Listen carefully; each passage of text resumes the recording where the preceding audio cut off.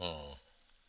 So, uh, I shall speak on Bhagavad Gita as it is.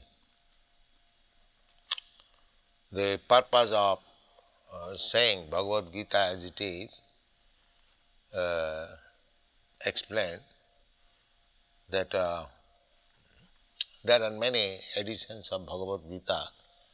They have interpreted in their own way, giving up the spirit of Bhagavad Gita.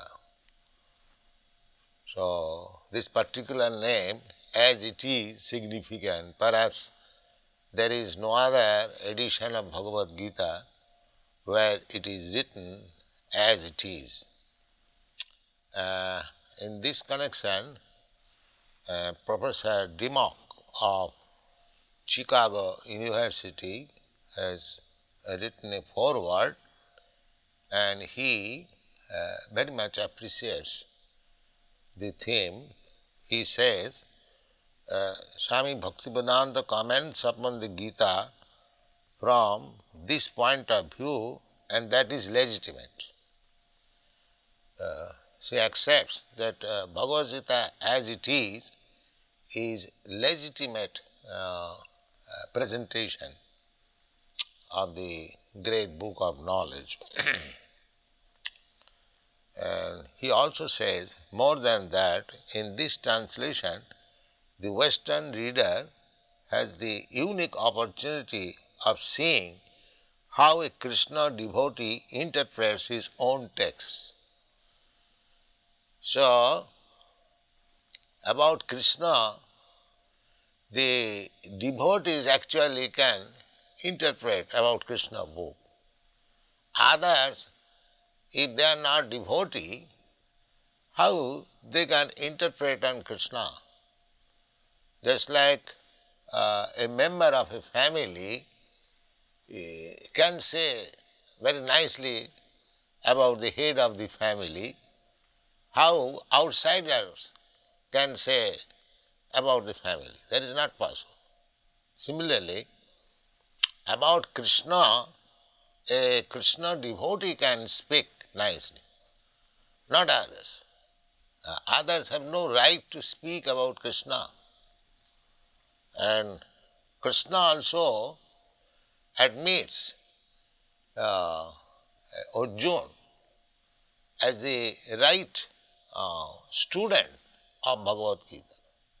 In the beginning, Krishna says that I have selected you as my student because you are my friend and you are my devotee.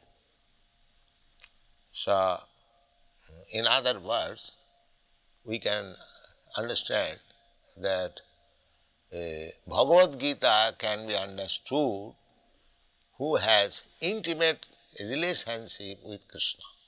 Just as Krishna says, you are my dear friend. That is intimate relationship with Krishna. And without becoming a devotee, nobody can be intimately related with Krishna. These are the factors to be understood. So, this Bhagavad Gita was spoken 5,000 years ago to Arjuna in the battlefield of Kurukshetra, and the science of understanding God is there in this Bhagavad Gita. Bhagavad Gita is the science of God. Everything has got some science, scientific book to understand that particular subject matter. Similarly, there are different types of concept of God. Generally, they take it as an idea, but we don't take it as idea. We take God as concrete fact. Just like you are seeing me, I am seeing you. This is concrete fact. Similarly, a God can be seen by you and God is already seeing you. There is no doubt about it. But you can see also God. So that process we have to understand, how to see God. That process is mentioned in all the Vedic scripture. That is called Bhakti Yoga, that process. Krishna also says in the Bhagavad Gita, Bhaktya mam abhijanati javan jasyami tat. If anyone wants to know Krishna, what he is, then one has to accept the process of Bhakti Yoga. There are different types of yogas. Yoga means linking oneself with the Supreme Personality of Godhead. So, speculative yoga will not help us. You have to take concrete yoga. Concrete yoga is Krishna consciousness. So,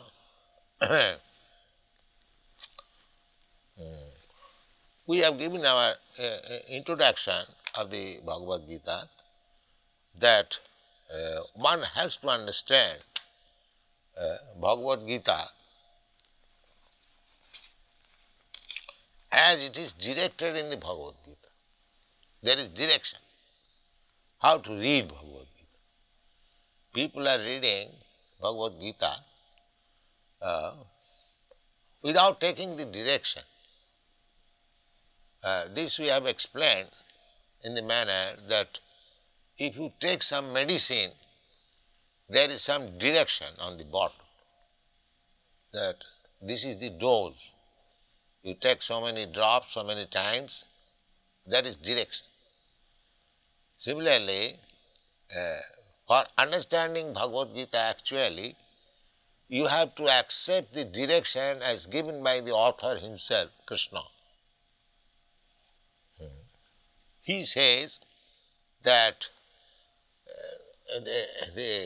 long ago, some 40 millions of years ago, he first spoke this Bhagavad Gita to the sun god. And sun god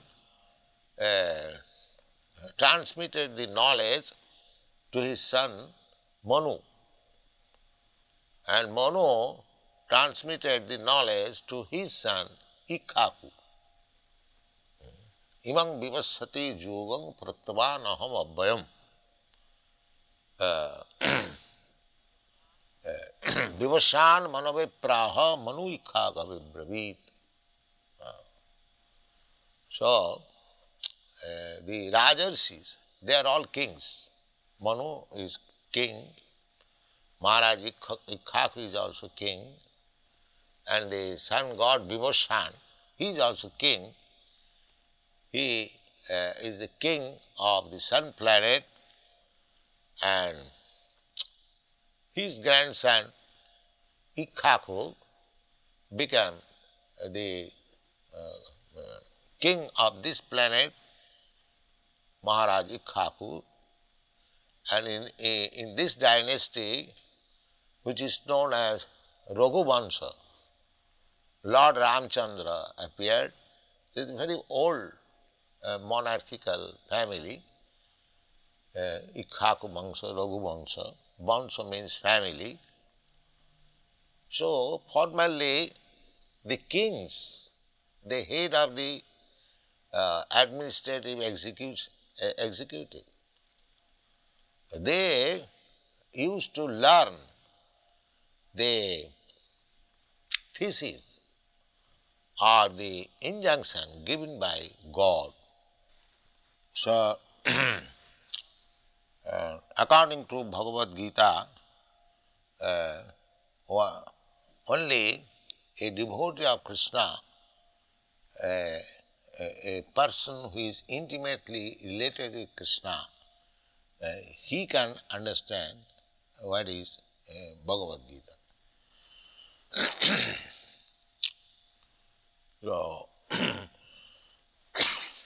Krishna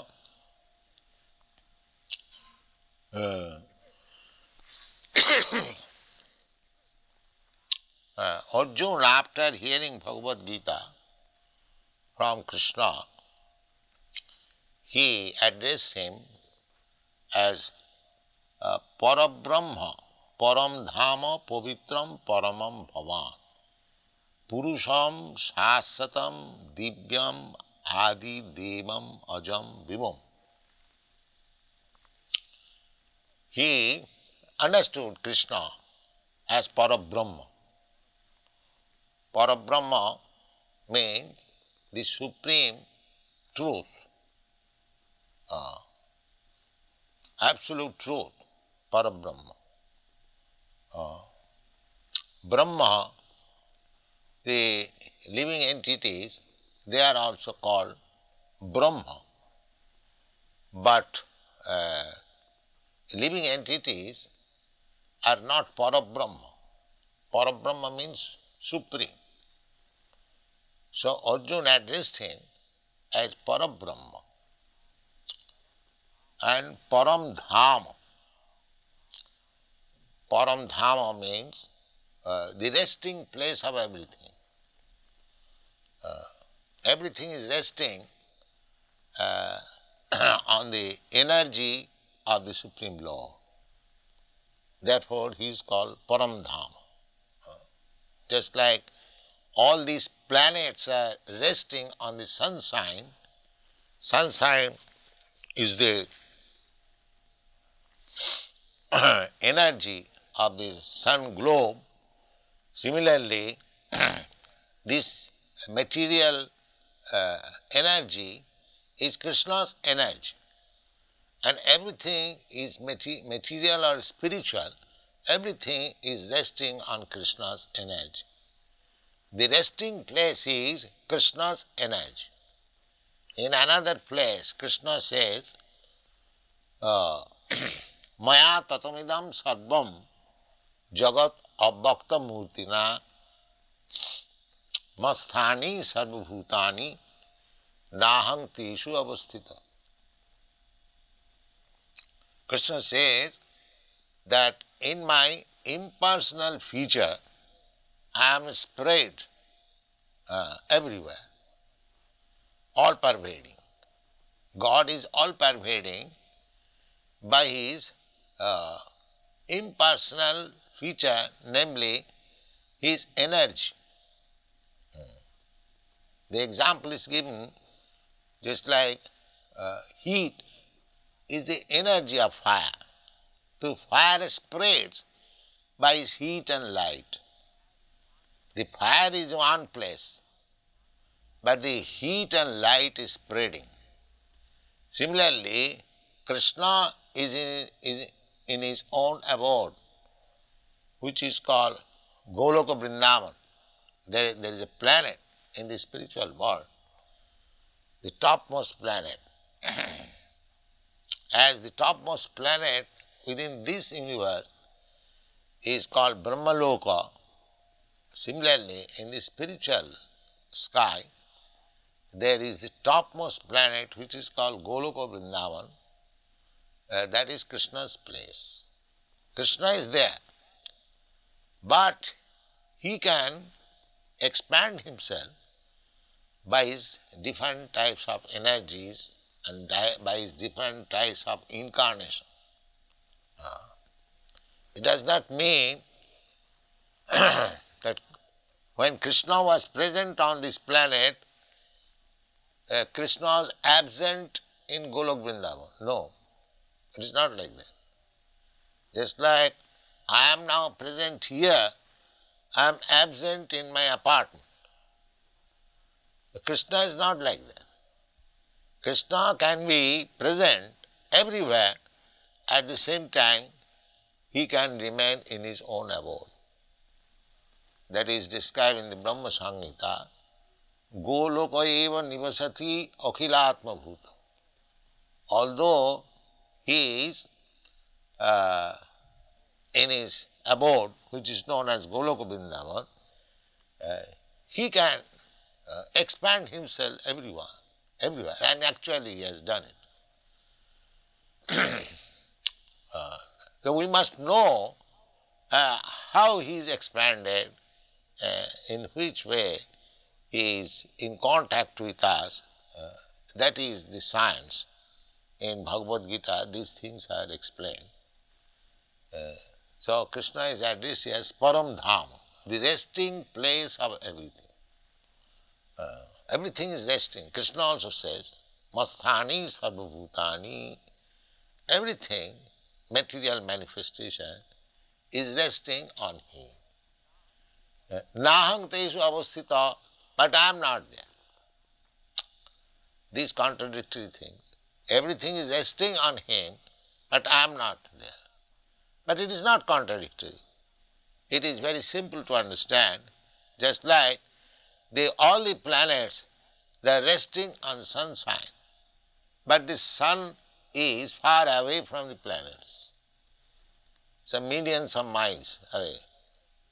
But resting on the sunshine means resting on the sun. That's a fact. Therefore Krishna says, Masthani sarvabhutani nahang teshu avasthita parabrahma param dhama pavitram. Pavitra means uncontaminated. When we come to this material world, we are also spirit soul, Brahma, not exactly as good as Parabrahma, Krishna, but still, because we are part and parcel of Krishna, we are also Brahma, Pavitra. Pavitra means pure. Just like the particle of gold is also gold. If gold is pure, the particle is also pure. So, Krishna comes to this world, we also come to this world, but we are contaminated, but Krishna is not contaminated. The example is, just like in the prison house, there are many prisoners, but if the king or some king's representative minister goes into the prison to inspect things, how things are going on, it does not mean that the king or his minister is also a prisoner. He is not prisoner. But we, living entities, we have been entangled with these material modes of nature. But Krishna never becomes involved in these modes of material nature. Therefore he is called Pavitram Paramam, absolute, pure, Bhavan. Bhavan means you, your lordship. And Purusham. Purusham, he is addressed as a person. God is never impersonal. God is person. Exactly a person like you and me. And when he appeared on this planet, exactly like a human being, 2 hands, 2 legs, walking like human being, talking, behaving like human being, everything. So, God is Purusha. Purusha means man, I mean to say male, not female. Male. Without becoming male, one cannot be enjoyer. In another place, it is stated that Krishna is the supreme enjoyer. As soon as the word is used, enjoyer, he must be Purusha, male. So that is described. Arjuna understood him. He is a Purusha, Param Purusha, the supreme person. In another place, Krishna is described as Purushottam, the best of the males. So, Purusham Shasatam. Shasatam means eternal. The Mayavadi philosopher, they think that the absolute truth is impersonal. Maya Shakta Manaprartha Jogam Junyan Madasraya Asangsayang Samagrang Mam Jatha Gyasasi Tachino. Arjuna is being advised by Krishna what is God. The conception of God, however we may speculate, it cannot be perfect because God is unlimited, all-pervading. We are limited. So, actually, unless God Himself reveals Himself to the devotee, it is not possible to understand what is God. Therefore, God Himself, Krishna, is speaking about Himself. The process is Maya Sakta Mana. One has to increase attachment for Krishna. We have got now attachment for material things. We have to divert that. Our position is that we must have attachment for something. That is fact. So now, on the bodily concept of life, we have got attachment to this body, and anything pertaining to this body, we have got attached. Just like I have got attachment for my wife. Why? There are millions and thousands of women, beautiful women. I have no attachment for them, but my attachment for my wife, even though she may not be very beautiful, is a fact. Why? Because due to her relation with my body. And similarly, I have got attachment for my country, I have got attachment for my home, my so many things, because I am thinking I am this body, and anything in connection with this body, I am thinking mine. So at the present, my conception of I and mine is wrong. Therefore, if we divert that attachment to Krishna, then we can understand Krishna or God perfectly well. Krishna is just like sun. When there is sunshine, you can see the sun and yourself also. Without sunshine, in the darkness of night, neither you can see the sun nor yourself. Therefore, the process is Maya Saktamana, developing Krishna consciousness. Maya Saktamana Prartham Jugam Junyan Madasaya. This is the yoga. Yoga means connecting. Yogang Junyan, that yoga should be practiced in connection with Krishna. Therefore he said, Mat Asra. Mat means me or mine. And Asra means taking shelter. So either you take shelter of Krishna or Krishna's representative. Of course, it is not possible for us to take shelter of Krishna, because Krishna is not present at the present moment, but his representative is there.